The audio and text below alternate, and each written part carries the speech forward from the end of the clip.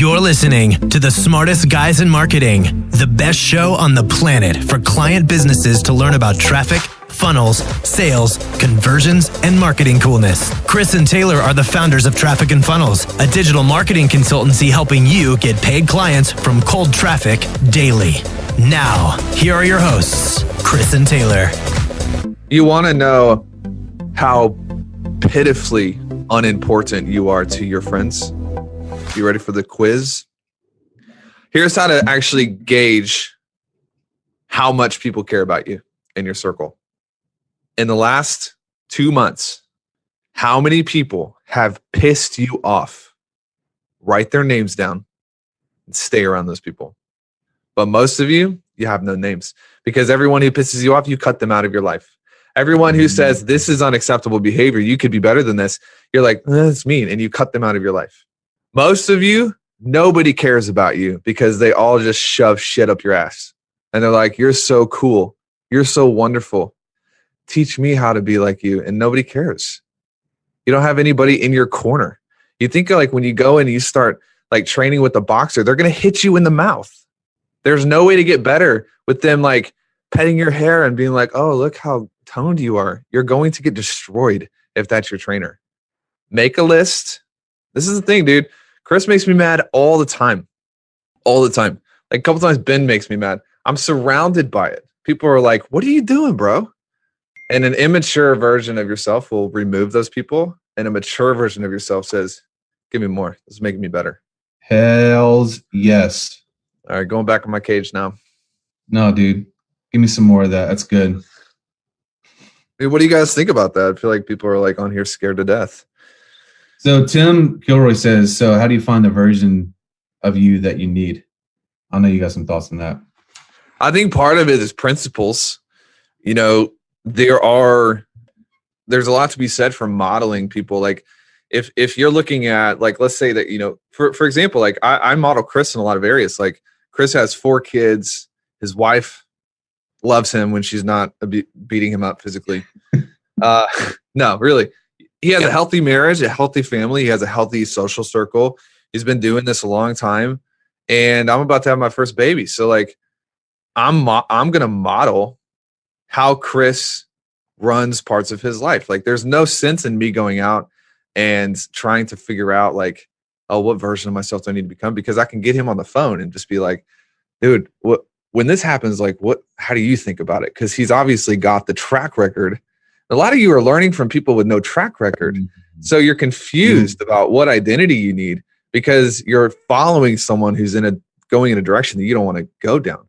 This is the problem with if you're in coaching circles or masterminds and you're trying to actually build a healthy big business and the leaders aren't healthy, you're going to replicate their dysfunction. Mm-hmm. And so I think part of it's that. I think part of it's principles, part of it's modeling. And part of it is like, you know, trial and error. Like one of the things for me is recently, I've really been specific about the people that I follow, the people that I interact, not based on the validity of what they say or what they post, but how it makes me feel. I'll give you an example because this might sound contradictory to what we just talked about, but it's not contradictory. It's actually in alignment. When there's somebody that is constantly posting things that make me feel afraid or nervous or just like I'm bitter or negative, it doesn't matter how valid their points are. I know that the person that I need to be is the person that's empowered to go out and take over the world. Is this making sense? Like there shouldn't be a lot of people in your life. There shouldn't be a lot of things that you do that don't feel empowering. Okay. So for me, the barometer is, does this empower me or does this disempower me? You know, waking up in the morning, at the time of waking up in the morning, I feel extremely empowered. So I'm going to attach my identity to that.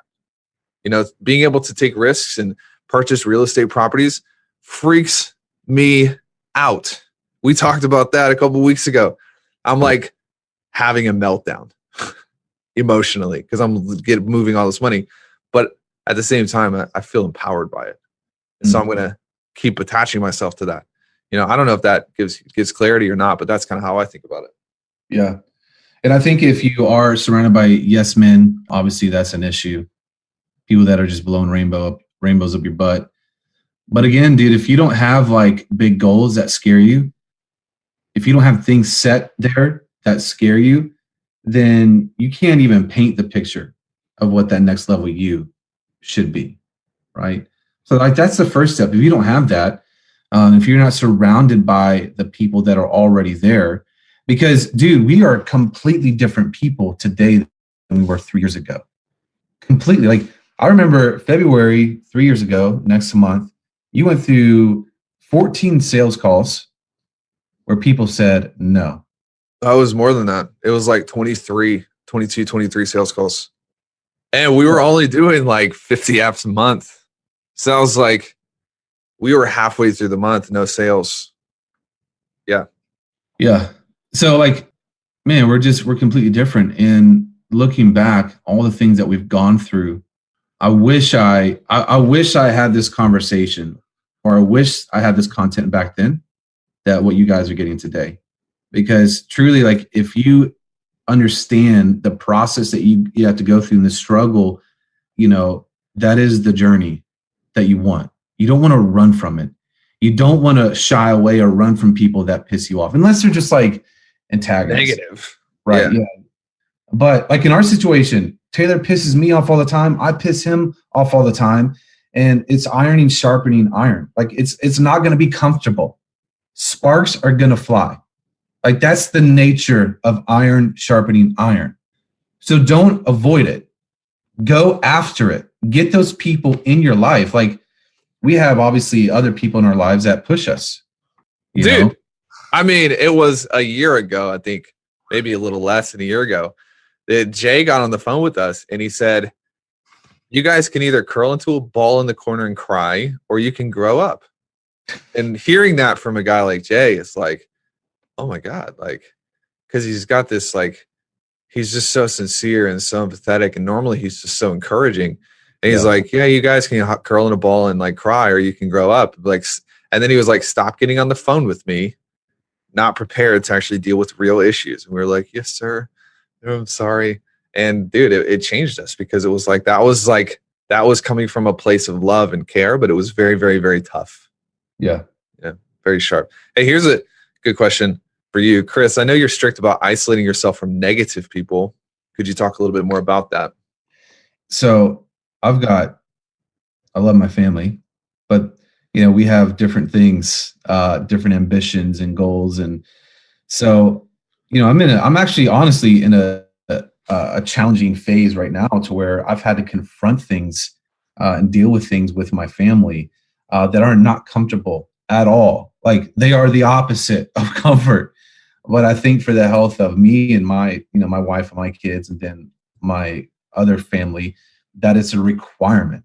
And so the opportunity is either I can just keep sweeping it under the rug and just act like nothing is going on, and act like we can't all become better communicators and more healthy, right? Or I can confront and say, hey, these are issues, like this negativity or these things that are happening, that are going on. It's bad, right? And that's the journey that I chose. That's the way I chose to go. And so I'm actually in the thick of this, dealing with this stuff and having to walk through it and work through it. So in a situation like that, where it's family, like you can't, it's more of a challenge to just like completely shut them out, versus friends who they're just losers, plain and simple. They don't want to be better. They don't want to improve. And all they care about is just getting by in life, right? Those people, I think you completely shut out of your life. Family, you got to confront, you got to deal with, and give the invitation for improvement and growth. And then obviously, like if it's like things that are completely in your control, and you're consuming negative things, whether it's the news and just people around you that are chirping, whatever, you just shut them down. You shut it out, because I guarantee you those things are having a major, major negative effect on you. It's all going to be primarily subconscious. Like you're going to be making decisions, or you probably do make decisions based on that stuff that you're feeding to yourself. So Ali says, but you also work hard for harmony on the other side of the friction. Talk about that. You want me to talk about harmony? Yeah. Between the two of us, you picked me to talk about harmony. That is ironic.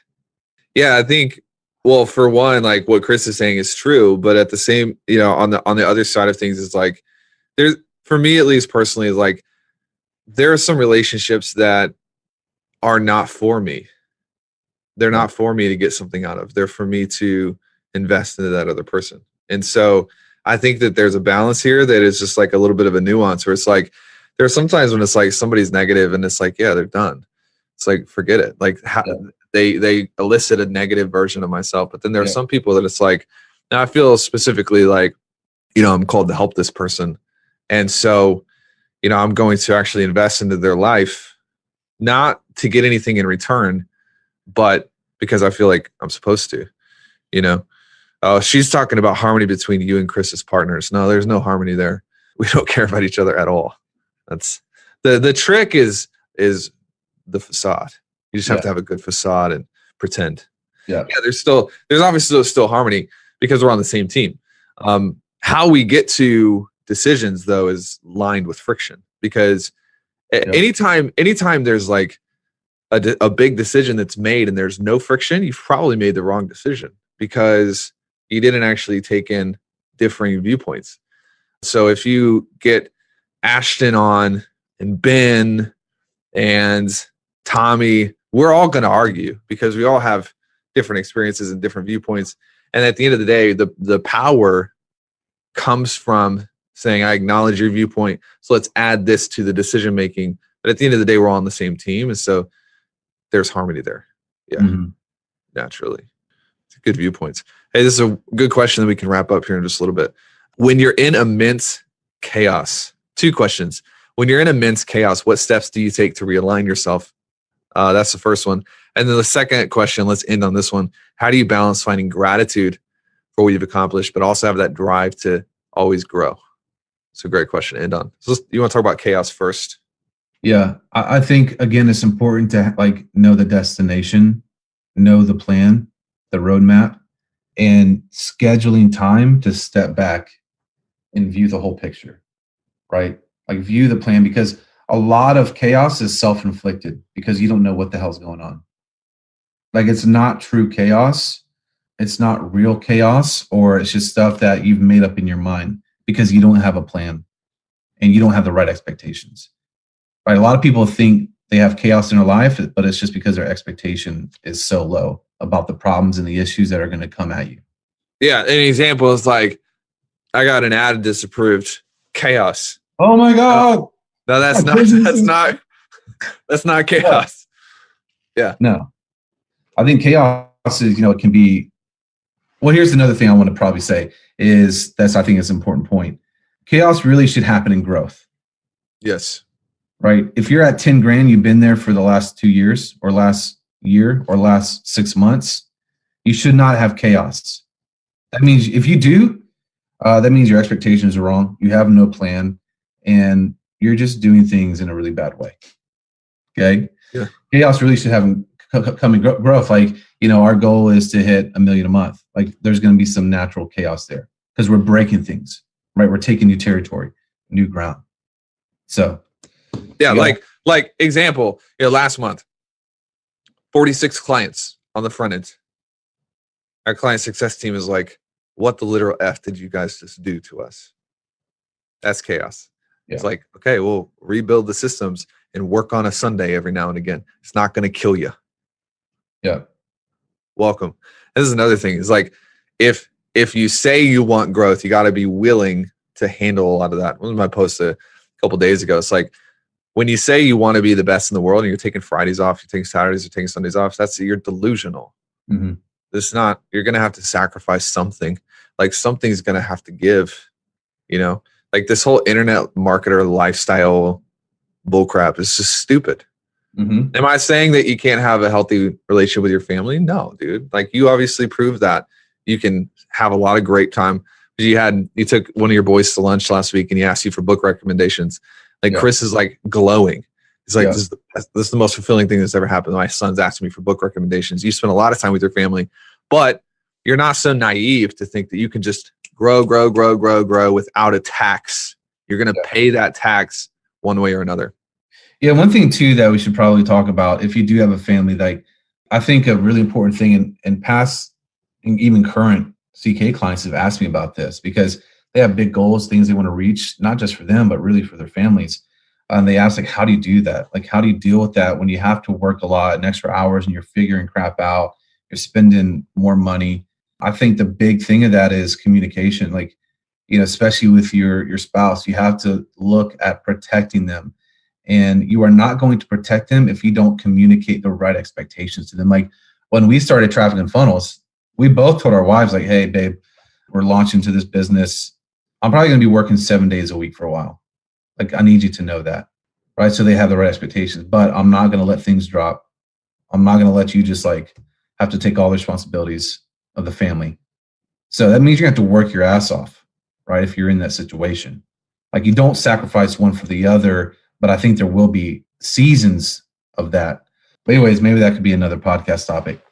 Yeah, 100%. All right. Last question. If you got any more, throw them in there. We'll hit them on the next one. How do you balance finding gratitude for what you've accomplished, but also then keeping that drive to always need to grow? You want me to tackle this one, my thoughts real fast? Yep. The best way that I think to do this is to be able to see these two opposites as tools. They're tools. It's like, how do I balance using a screwdriver for this thing, but then using a nail and a hammer for this one? Well, they're just two different tools. And so take all of the complication out of it and just view them as tools. Gratitude is a tool to empower you with energy, give you bigger vision, to fulfill you. Gratitude will literally make you a healthier person. So I think that gratitude is a tool that you should put in every morning, every evening. You should constantly be thinking about what it's a privilege to do what I do, but stay away from gratitude as attached to an outcome. This is where like I've really fine-tuned this and I've thought a lot about this is I don't want to attach all my gratitude to like, oh man, I'm thankful for this Tesla. I'm thankful for the money in my bank account. I want to attach gratitude for the process, for my relationships, for the things that I have the opportunity to speak into clients' lives, things like that, because that's attaching gratitude to the process, which is just a flywheel, constantly grateful for the process. And then it keeps my outcomes disassociated to something different. So I'm always pushing for something. And then drive is a tool as well. How do you stoke drive? Environment. You get around people who are way richer than you are, way more successful than you are. When we hang out with people that have more money, it gives us a little bit of drive. When we go to events with people who have a ton of money, we come back with a lot of drive. And so these are two tools that if you just get completely out of balance on one, you're going to sacrifice some growth somewhere. You should keep them in balance. Make sense? Yeah. I think people do spend so much time on the outcome versus really the magic is the process. Yep. Like that's a secret, dude. Like if you get comfortable and you enjoy the process and you practice gratitude and you understand like that is the secret. Like I enjoy this process. I enjoy that I have the opportunity to go through these problems because I know like it's going to take me to the next level. It's going to make me a better person. Right. And unfortunately, so many people, they just look at everything so negatively, man. And they don't look at like the things that they can extract out of what they have in front of them and see it as an opportunity, whether it's a product they purchase, coaching, an issue, a barrier, whatever it might be. And when you get that in your brain, and we've had experiences where we've purchased products, just for an example, or we've hired a mentor that hasn't just been amazing, right? But I think in the practice of gratitude, you are seeking the thing that's going to take you to the next level, right? Through that product or through that struggle or through that mentor versus just saying, oh, it's negative. Oh, it didn't work, right? The practice of gratitude helps you extract, helps you seek the thing that's going to help you get to the next level. Does that make sense? Yeah, dude. And it's like a lifestyle, man. Like we're not on here talking about like, because we were talking about this yesterday. Like we have invested in bad mentors and bad programs. Dude, we have never once complained or charged back or done crazy, stupid shit that a 4-year-old does, because it's not just like a hack. You got to integrate this into your lifestyle, man. Like even the mistakes. I love it when a client comes in and they're like, I just wasted 6 months with this other person and I wasted this money. And I get to reframe them like, dude, there's actually no such thing as a waste unless you don't learn from it. Yep. Because even the bad things that we've invested in, even the things that we, haven't particularly enjoyed, they have been growth moments and learning moments for us. And I just can't wrap my head around. It's like, most of the times people are not struggling because their marketing sucks. They're struggling because they're just like, they're narcissistic, bad, zero humans. Like there's something wrong with them in how they think, and they had something happen when they were a kid or whatever, and like they never deal with it. They just go through life, your fault, your fault, your fault, your fault, your fault. Because of that, there's always this lid they just can't break past. And like always trying to get someone to teach them, and it's like there's nothing you can do to account for being a suboptimal thinker, unhealthy, dysfunction. You got to figure all that out, Yep. Yeah, the thing that you guys must understand, if you get this, it'll completely change your life. Like your success in your life and in your business is never, ever dependent on the market, right? What the market wants on Facebook, on Google, on your offer. It's all dependent on you, 100% you. That's what it all comes down to. The gap from you getting from 10 grand, 20 grand, 30 grand, 40 grand a month to 100 grand, 500 grand a month, or the gap from you making an impact on 10 people a month versus 100 people a month, it is 100% you, nothing else. If you can figure your crap out, then you'll be able to figure out all the other problems and things that are thrown at you. It all comes down to you, my friend. So get that lesson, soak it in, meditate on it, think about it, journal about it, and just realize it's all you and the deficiencies that you currently have right now. The current version of yourself, you are deficient. And that's not a bad thing. It's a bad thing if you ignore it. But we do that, like we realize that we have issues. We have crap that we have to deal with. And we literally pay people to tell us and to see the things that we don't see. And we ask questions. Dude, just a couple weeks ago, I asked Taylor, I'm like, bro, what am I doing wrong? What do you see that I can improve? Right? Because my ego would say, I don't want to hear that information because I want to be seen as a badass. I want to be seen as a successful entrepreneur. Instead, I'm like inviting someone to tell me what my issues are, right? Because that's only going to require me to grow and become a better version of Chris, which is going to affect every part of my life, my business, my family. So run into it, receive it, don't reject it, and don't be like, oh, I don't, cover my ears up. I don't want to hear about all my issues. No, you want to hear about all your issues so you can fix them and be a better person, make more money, make a greater impact. Bro, that's so good. It's almost spiritual. Worship team, you can come. That's good. It's a wrap. Let's rock and roll. We got other stuff to do today. We got to go to work. See you guys. Yeah.